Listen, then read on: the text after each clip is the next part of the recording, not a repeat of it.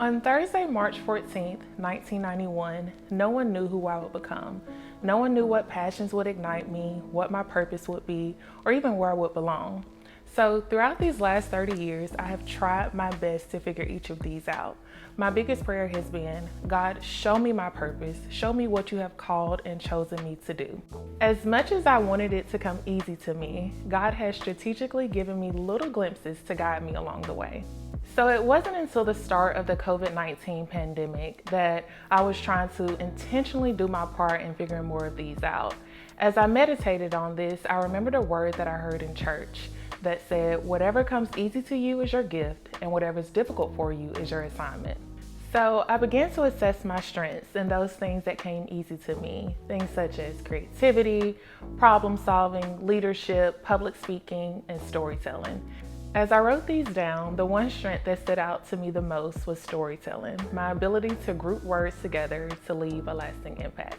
At an early age, I fell in love with storytelling. It got so bad that when I would get in trouble with my parents, I would write them long, drawn-out letters to read and request that when they were ready, they would only do so by writing me back. So along with these letters, I will also write countless poems and short stories, but for some reason, I could never finish writing a book. So as the pandemic settled in, I really slowed down to look inward, and I began reflecting on my own story of life. I began thinking about those lessons that I had learned, the ones that make you laugh, the ones that make you cry, the ones that challenge you, the ones that make you pause. But most importantly, I started looking at the ones that grew my faith. As I wrote these down, I started to remember the many stories that helped teach me each of these. They started coming so fast to me that my fingers couldn't keep up with all that I had learned. As I looked at my computer, I remember saying to God, really? This is how you want me to complete this assignment? Although writing a book had been on my goal list for forever, I didn't quite think it would come to me like this.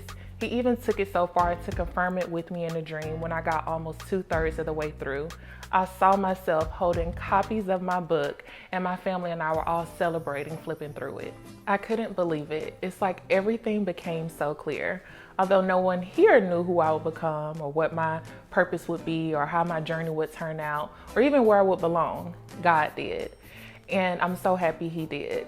So because of Him, I am incredibly happy to announce that I have written my very first book, For the Love of 30. This book is a compilation of the 30 inspirational life lessons that I have learned on my own journey towards purpose.